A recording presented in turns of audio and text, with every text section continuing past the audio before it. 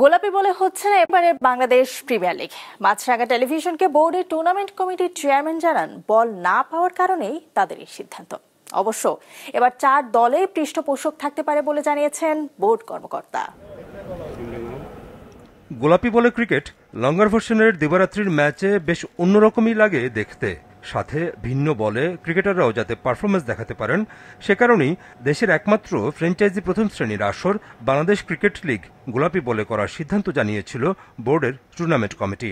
তবে বলের অপ্রতুলতার কারণে সেই সিদ্ধান্ত থেকে সরে এসেছে তারা।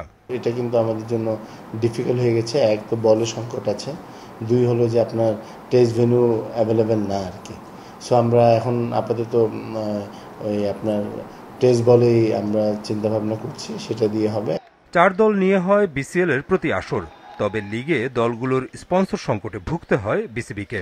সেই খরা এবার কাটতে পারে বলে আশাবাদ বোর্ড কর্মকর্তার। জাতীয় দলের খেলা না থাকলে চুক্তিভুক্ত ক্রিকেটারদেরও দেখা যেতে পারে বিসিএল এ। প্রথম সারির প্লেয়ারদেরকেই কিন্তু বিসিএলটা হবে, কারণ আপনি বুঝতে পারছেন যেটা আপনার ন্যাশনাল লিগ থেকে যে 8টা টিম থেকে টপ প্লেয়াররা কিন্তু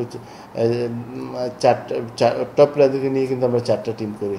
হয়তো বা ন্যাশনাল প্লেয়াররা মানে এমন না যে ওরা খেলতেছে না, যদি ওরা ফ্রি থাকে তো ওরা অবশ্যই খেলবে, আর যদি ফ্রি না থাকে তাহলে তো ওরা ন্যাশনাল টিমের সাথে তো এঙ্গেজ থাকবেই। এবারের বাংলাদেশ ক্রিকেট লিগ মে মাসে করার পরিকল্পনা বোর্ডের। এটা হবে বিসিএল এর 12তম আসর।